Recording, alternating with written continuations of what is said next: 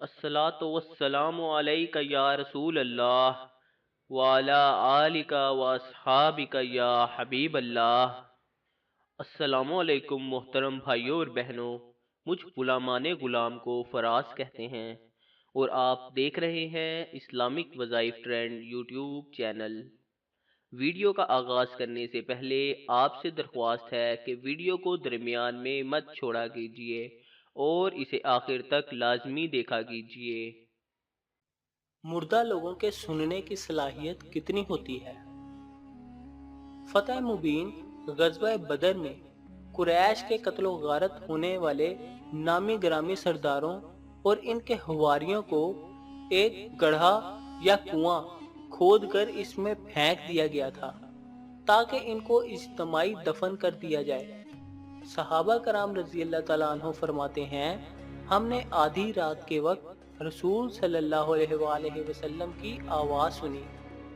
آپ صلی اللہ علیہ وآلہ وسلم فرما رہے تھے، او گڑھے والو، تم نبی کا کتنا ہی برا کنبہ تھے، تم نے مجھے جھٹلایا جب اور لوگوں نے میری تصدیق کی، تم نے مجھے گھر سے نکال دیا جب دوسروں نے مجھے پناہ دی، تم نے مجھ سے جنگ کی جبکہ لوگوں نے میری نصرت کی۔